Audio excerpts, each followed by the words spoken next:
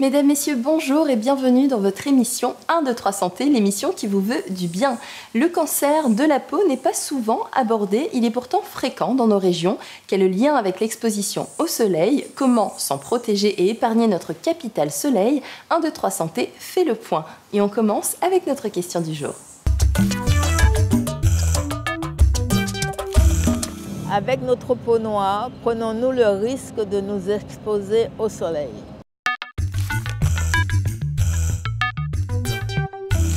Et pour développer ce sujet, toujours à mes côtés, le docteur José Perianin. Bonjour docteur. Bonjour Jennifer. Nous sommes accompagnés aujourd'hui du professeur Nadège Cordel. Vous êtes dermatologue, merci beaucoup d'être avec nous. Bonjour. Bonjour. Alors la première question, les cancers de la peau, on l'a dit en introduction, on en entend peu parler, c'est pourtant une réalité chez nous aussi. Est-ce que vous avez des chiffres à nous donner? Oui, c'est vrai que les cancers de la peau, on en entend parler surtout en population à peau claire et notamment aux États-Unis et en Europe du Nord. Néanmoins, depuis une dizaine d'années, on travaille avec l'équipe de Martinique pour essayer d'avoir des données sur nos régions. Et ainsi, on a mené plusieurs études. Une étude collaborative sur le mélanome, qui est le cancer qu'on abordera en premier, qui est le plus fréquent. Donc, il a une fréquence autour de 2,6 cas pour 100 000 habitants aux Antilles. Il faut savoir que cette fréquence, elle est de 10 dans l'Hexagone. Le cancer spinocellulaire, qui est un autre cancer, qui est un cancer aussi un petit peu agressif. Là aussi, on a mené une étude collaborative et qui a été publiée à un niveau scientifique élevé. Et on sait maintenant qu'on a une fréquence de ce cancer presque proche de celle de la métropole, de 15 cas pour 100 000 habitants, alors qu'en métropole, c'est de 20 cas pour 100 000 habitants. Alors, donc, des manifestations qui existent. Alors, on va commencer par le mélanome. C'est le plus fréquent, c'est celui dont on parle le plus grave aussi. Oui, c'est vrai, c'est le plus grave parce que pour un faible volume tumoral, il a une capacité de métastaser très importante. Alors, quand on voit des petites images comme ça, est-ce que toutes les images hyperpigmentées comme ça doivent faire penser au mélanome? Alors là, c'est très hyperpigmenté, mais vous savez, José, que en population antillaise, on a des lésions pigmentées, un petit peu moins pigmentées que ça, sur la plante des pieds de façon naturelle. Oui. Donc, il ne faut pas s'alarmer parce qu'on a des lésions pigmentées sur la plante des pieds. Maintenant, quand elles sont de cette couleur très foncée, il faut consulter. On va voir ici d'autres lésions plus inquiétantes. Ce patient avait appliqué de l'ail sur la lésion qu'on voit érosive là, parce qu'il pensait que c'était... Et là, vous voyez ces taches pigmentées naturelles sur le pied, tout en bas, et puis la lésion tumorale en haut, sous la base du gros orteil. Alors, on a vu des lésions au niveau du pied, surtout de la plante du pied. Est-ce qu'il y a d'autres localisations de ces mélanomes? Eh bien, là encore, grâce aux études que nous avons menées avec nos collègues de Martinique, et c'est documenté aussi en population afro-américaine, chez les sujets afro-caribéens, afro-américains, dans plus de 60% des cas, le mélanome se situe au niveau de la plante des pieds, au niveau de la paume des mains, mais également au niveau des ongles. Des ongles, d'accord. Et pourquoi il y a ces localisations? À cause des changements de tissu? Eh bien, on ne sait pas en fait pourquoi il y a cette localisation. L'hypothèse qui est émise, c'est que comme les sujets afro-caribéens ne développent pas les autres localisations, eh bien, par transformation, en fait, on s'aperçoit qu'il n'y a que cette localisation-là. Mais en fait, comme ils ne développent pas les autres, ce serait un biais de sélection. Alors, en tant que dermatologue, quel conseil vous pourriez donner à nos téléspectateurs s'ils devaient s'inquiéter ou en tout cas surveiller avec attention certaines lésions éventuelles? Alors, c'est vrai que ce mélanome, du coup, il est accessible au dépistage, en particulier pour la plante des pieds, la paume des mains, et surtout chez les vieilles personnes, les personnes âgées. Il ne faut pas hésiter à bien regarder leur plante des pieds, puisqu'ils sont seuls, ils ne regardent pas forcément. Vous voyez ce patient qui est là, eh ben, c'est un patient qui était en institution, mais chez qui on ne regardait pas forcément la plante des pieds et qui a fini par développer une lésion très avancée. Le traitement étant chirurgical, plus la lésion est avancée, plus il est difficile d'opérer. D'autant plus que c'est une lésion qui a tendance à métastasier, c'est-à-dire à envahir le reste du corps. Oui, c'est ça, José. Le dépistage est très facile puisque vous voyez, les localisations sont accessibles. Alors, vous avez dit surveiller son corps. Ça veut dire faire un auto-examen de son corps régulièrement, c'est ça? Oui, plus que consulter le dermatologue systématiquement, il faut se surveiller soi-même, s'auto-surveiller, et puis ne pas hésiter, bien sûr, à consulter dès qu'on a un petit doute. Alors, il y a pas mal de personnes aussi qui s'inquiètent, par exemple, avec des grains de beauté, des choses comme ça. Là aussi, il faut être attentif. Alors, les grains de beauté, il faut savoir que ça touche essentiellement les patients, enfin les personnes d'origine caucasienne, c'est-à-dire à peu près 15% de la population aux Antilles. Les patients qui sont afro-caribéens, même à peau claire, ont moins souvent des grains de beauté. Ces grains de beauté, oui, il faut les surveiller de façon régulière, au moins une fois par an, et avec un examen dermatologique spécifique, notamment une loupe. C'est ce que le docteur Régnier nous expliquera par la suite. Et bien voilà, très belle transition pour ce reportage qui démarre tout de suite en compagnie du docteur Régnier.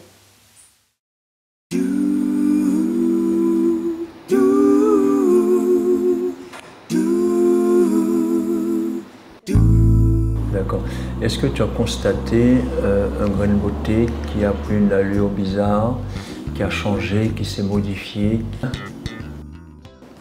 Ok, mais on va voir à l'examen qu'est-ce qu'on trouve.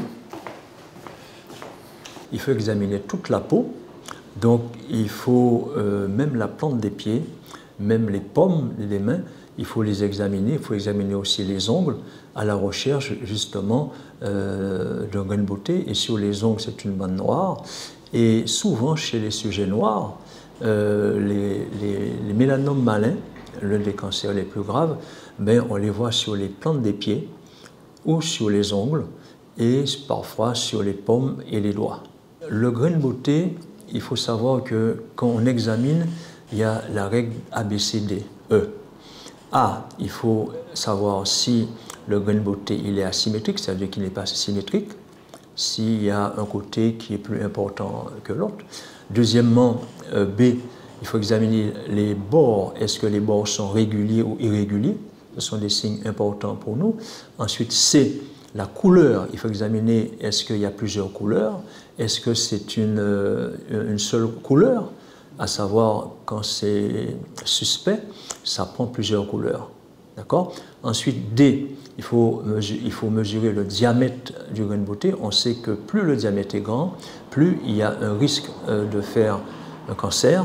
Et en particulier, quand on a d'emblée un grand névus, un grand grain de beauté, là aussi c'est un signe important à prendre. Ensuite, E, mais toujours comparé par rapport aux examens précédents, est-ce qu'il y a eu une modification, en sachant que toute modification d'un grain de beauté, c'est un signe. Hein, c'est un signe, et là en général, il faut soit biopsier, soit enlever le tout d'emblée, hein, et c'est l'examen histologique, l'examen de la pièce anatomopathologique qui va nous permettre justement de faire un diagnostic précis, parce qu'il y a une classification qui va dépendre du traitement. Oui, alors je n'ai pas les chiffres exacts, mais je peux vous dire que sur les peaux claires, sur nos peaux claires, alors ça peut être nos béquets, ça peut être nos seins 3, surtout, ça peut être aussi tout le métissage depuis les chabins jusqu'au mulâtre. On voit que ce soit des carcinomes, que ce soit des mélanomes. D'accord? Je peux vous dire que chez les seins 3, je vois beaucoup de carcinomes. Le carcinome, ce sont des cancers particuliers qui sont, enfin, le basocellulaire, l'un des carcinomes qu'on appelle basocellulaire, c'est un type qui a une malignité locale, c'est-à-dire que c'est un cancer localisé à la peau. J'en vois beaucoup chez nos seins 3, chez nos béquets, d'accord? Il faut les enlever et quand on fait l'exérèse totale, c'est terminé. Le problème, c'est que c'est dû aux altérations de la peau, dû au coup de soleil qu'on a depuis l'enfance. Donc, quand on les voit à l'âge adulte, le mal est fait. Donc, il peut y avoir d'autres cancers sur d'autres parties du corps. Donc, il faut les surveiller là encore, tous les 6 mois ou bien une fois par an, pour dépister le début d'un cancer, en sachant que c'est une règle, quand on découvre un cancer au début, on l'enlève et c'est la guérison. Si c'est un stade tardif, alors là c'est plus compliqué. D'accord? On voit aussi de plus en plus le mélanome malin, c'est un cancer grave, lui, notamment chez nos béquets, j'en vois beaucoup. Chez les noirs, c'est surtout au niveau des plantes des pieds et des orteils que je vois ça, mais j'en vois de plus en plus. Quand je me suis installé, ça fait 30 ans, je ne voyais pas beaucoup de cancer de la peau chez les noirs. Maintenant, j'en vois chaque année. J'en vois plusieurs chaque année. Donc, soit on les dépiste mieux, soit il y en a plus. Mais en tout cas, maintenant, on sait que ça augmente. D'une manière générale, dans le monde, ce sont des cancers qui augmentent. Alors maintenant qu'on a bien compris comment se déroule le diagnostic, qu'en est-il de la création de ces lésions? D'où elles viennent et comment elles sont créées? Et en fait, c'est l'exposition au soleil qui crée ces cancers, puisque les rayons ultraviolets, UVA, UVB, détériorent le génome, l'ADN qu'il y a dans les cellules. Et à force de détérioration, ces lésions ne sont pas réparées. Quand elles ne sont pas réparées, ça finit par déclencher des lésions tumorales. Vous dites rayons du soleil, est-ce les coups de soleil répétés ou est-ce l'exposition prolongée mais chronique? Eh bien, les deux, mon capitaine. En fait, l'exposition chronique est cumulée, les plaisanciers, les agriculteurs, les pêcheurs, tous ceux qui travaillent dehors soleil, en permanence, provoquent des carcinomes. Tandis que l'exposition solaire intense et intermittente, les coups de soleil, sont à l'origine des mélanomes. Très bien. donc ça donne tout de suite des notions de prévention. Tous ceux qui travaillent au solaire en permanence devraient faire des examens pour dépister précocement. Oui, chaque année, d'ailleurs, la Société française de dermatologie organise un dépistage anonyme et gratuit de toutes les régions de France et aux Antilles y compris. Alors, comme vous le savez, José, il n'y a pas que ces facteurs de risque solaires qui déclenchent les cancers. Alors, il y a par exemple, toutes les jeunes femmes comme vous sont très attentives à la composition de leurs produits de beauté, par exemple le parabène. Qu'en est-il? Il n'y a rien de documenté dans la littérature sur le parabène. En revanche, l'âge, le fait d'avoir une peau claire, plus on a la peau claire, plus on a un risque de faire des cancers de la peau. Et puis aussi le terrain génétique. Certaines maladies que vous connaissez, le xéroderma pigmentosum par exemple. Et puis le fait d'avoir aussi des cancers de la peau dans la famille. Oui, exact.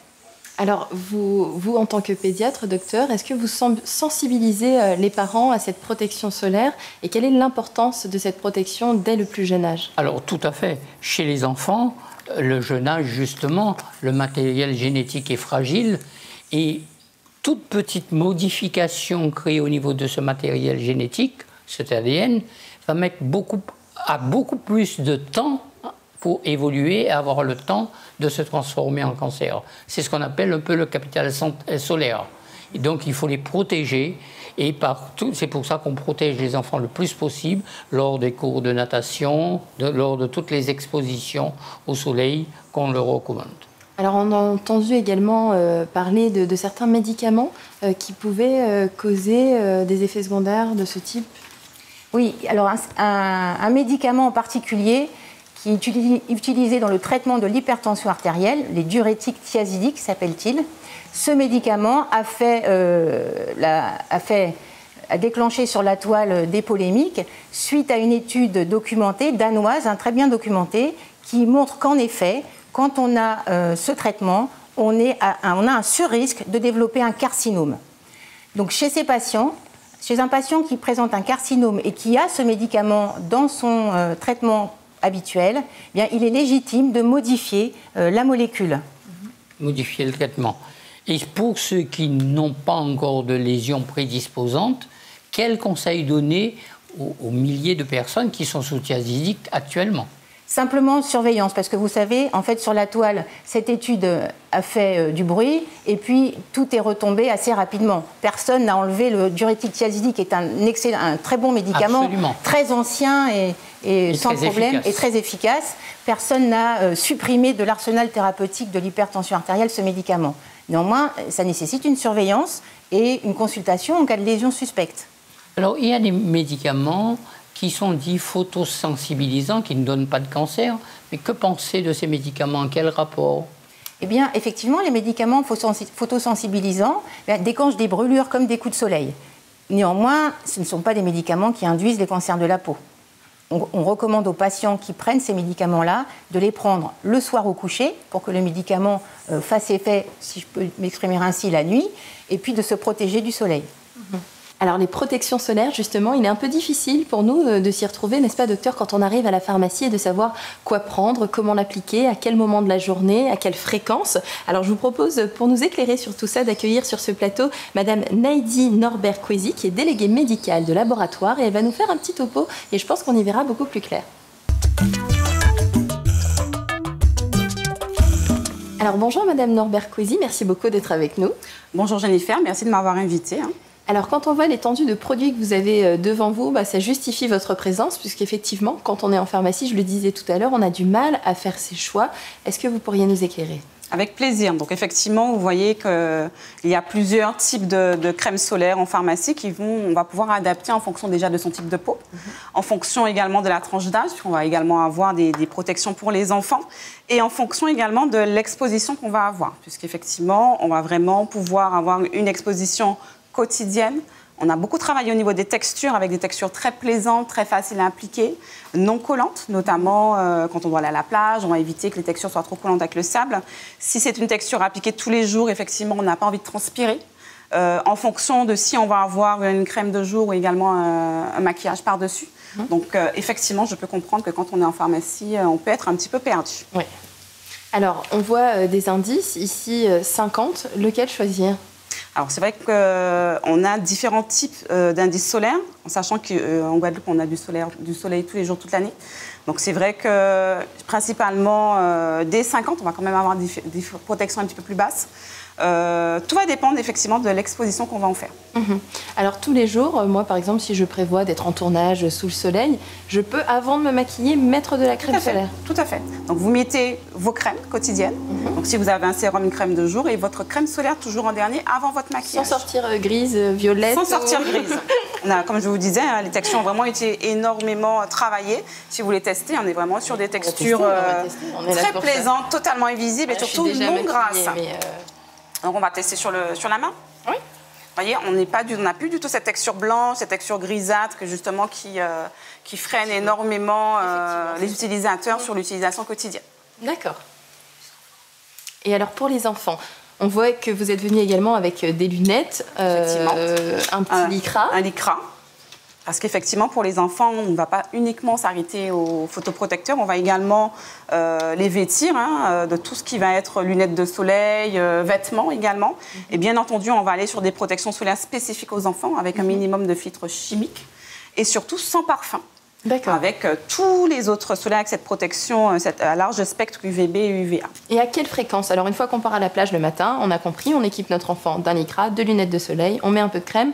Et c'est bon pour la journée? Ah non, malheureusement, ça ne se passe pas comme ça. Donc, idéalement, on va l'appliquer 30 minutes avant l'exposition solaire. Et ensuite, on va renouveler l'application régulièrement, toutes les 2 heures. Mais particulièrement après le bain, si on a transpiré, puisque forcément, on aura perdu l'efficacité de notre photoprotecteur. Alors nous, on est familiarisés avec les crèmes pour le bébé, pour la maman. Mais qu'en est-il des hommes? Est-ce qu'un chapeau, des lunettes de soleil, ça peut suffire? Moi, par exemple, je vais aller à la plage. À quel moment? Je vais aller à la plage. Est-ce que ça me suffit ou je dois mettre des crèmes aussi? Ah, bien sûr, docteur Periana. Surtout le chapeau, les lunettes, ça ne suffit pas. Mais ça lui va bien quand même. Tout à fait, je confirme. Oui, on confirme. Il faut effectivement que vous vous protégiez également avec un photoprotecteur adapté, comme je disais, à votre type de peau. Donc vous allez aller plus sur le spray, plus sur la crème, en sachant que souvent les hommes n'aiment pas trop avoir les crèmes au niveau des doigts. Donc moi, je recommande également les sticks qui sont très pratiques et qui permettent également de renouveler l'application tout au long de la journée. C'est dommage, vous l'avez enlevé, ça vous allait bien. Mais pour les peaux noires, docteur, est-ce qu'on a tendance à penser, et est-ce que c'est correct, que pour les peaux noires, on n'est pas forcément obligé de se protéger, qu'on est moins fragile, que le soleil nous fait moins mal puisqu'on est né au soleil? Effectivement, c'est une idée reçue qui traîne beaucoup dans nos régions. Néanmoins, effectivement, on a bien sûr une photoprotection naturelle qui est notre pigmentation, d'autant plus importante que la pigmentation est foncée. Mais cette pigmentation, elle ne protège pas à 100%. La preuve en est que chez les Antillais, il y a bien aussi des carcinomes. Il y a la protection contre les cancers, mais il y a aussi la protection contre le vieillissement de la peau. Oui, c'est vrai. Alors, ce qu'on peut dire en tous les cas en termes d'indices, c'est que quand on est un sujet antillais et qu'on a fait un cancer de la peau, on est obligatoirement obligé de se protéger avec une crème solaire d'indice 50. Très bien. Alors, vous l'évoquiez à l'instant, les carcinomes. On a ici une photo.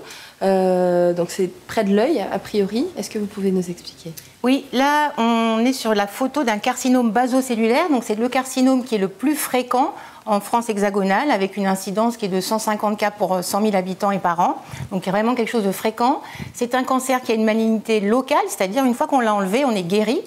Néanmoins, on doit se protéger et faire de la prévention pour ne pas en avoir d'autres, puisque vous avez vu que c'est l'exposition répétée, chronique au soleil, qui génère ce type de cancer. Si vous voulez bien, Jennifer, on va montrer les autres photos de ce cancer. Donc ici, cette patiente a consulté pour cette lésion qui, vous voyez, elle est pigmentée. Et néanmoins, c'est un carcinome basocellulaire aussi. En fait, chez les sujets afro-caribéens, ces carcinomes basocellulaires sont souvent ce qu'on appelle tatoués, c'est-à-dire pigmentés. On va voir ça aussi sur la photo suivante, voilà, où c'est un patient qui a consulté parce qu'il pensait avoir une blessure à cause de ses lunettes. Et puis enfin, la dernière photo. Voici ici un carcinome basocellulaire de la paupière qui doit être traité chirurgicalement, donc là avec une reconstruction par un chirurgien spécialiste, et après on est guéri. Donc dépister rapidement, traiter rapidement, évolution simple. C'est exact. Alors il y a d'autres types de cancers, et c'est le dernier, les carcinomes spinocellulaires. C'est un peu barbare, mais... Oui, c'est vrai, c'est un nom un petit peu barbare, et d'ailleurs on utilise le nom de épidermoïde maintenant. Par analogie aux autres carcinomes épidermoïdes qui existent dans d'autres organes, comme le poumon par exemple. C'est un carcinome qui siège sur la peau, mais dans nos régions, en tous les cas en population afro-caribéenne, et les Américains ont confirmé les données de notre étude en Guadeloupe, ce carcinome siège le plus souvent, là on voit une photo sur un dos d'un patient, mais ce carcinome siège le plus souvent chez les Afro-Caribéens sur les régions génitales, pardon. Sur les régions génitales, donc il est accessible au dépistage, et ce d'autant plus qu'on est immunodéprimé. Donc chez les patients qui sont immunodéprimés et qui consultent, il ne faut surtout pas hésiter à examiner toute la peau, muqueuse inclus. Quand vous dites immunodéprimé, ça veut dire les gens dont les moyennes de défense sont basses, comme les gens qui ont le VIH, par exemple. C'est exact. Par exemple. Alors, on l'aura bien compris, il faut dépister tôt, il faut essayer d'avoir un œil aguerri sur son corps et sur les différentes parties de son corps, se protéger, et à la fois, on pourra lutter contre d'éventuels débuts de cancer, ou en tout cas les soigner à temps, et également lutter contre le vieillissement. Contre le vieillissement, le photovieillissement cutané, effectivement, puisqu'on est sur des photoprotecteurs en général avec un antioxydant puissant, donc qui va justement ralentir le photovieillissement cutané, l'apparition des taches également pigmentaires, des rides et la fermeté de la peau. Vous confirmez, docteur? Oui. Vous conseillez un examen annuel de la peau, par exemple? Non, ce que je conseille surtout, c'est, comme on l'a dit tout à l'heure, s'auto-surveiller, regarder ses plantes de pied, ses paumes de main, les lésions génitales, surtout chez les immunodéprimés, mais pas que. Vous savez que ce cancer, donc carcinome épidermoïde, dont la fréquence est importante chez les Afro-Caribéens, est liée à l'infection chronique à HPV. Et ça, papillomavirus humain, on en a déjà parlé ensemble, vous vous souvenez, José? Tout à fait. Donc, pour conclure, on dira protéger sa peau, surveiller sa peau, prendre soin de soi. Je pense que tu adhères complètement à ça, Jennifer. Complètement. Mais j'adhère surtout à votre chapeau et vos petites lunettes, et je pense que les téléspectateurs aussi. Merci beaucoup, mesdames, pour ces éclairages. Merci à vous, chers téléspectateurs, de nous avoir suivis. Merci. On se retrouve très bientôt pour une nouvelle émission. D'ici là, prenez soin de vous.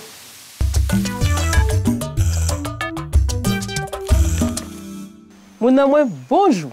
Nous sommes carcinome, mélanome, hypermoïde. Tous ces noms-là, c'est des noms à cancer de la peau.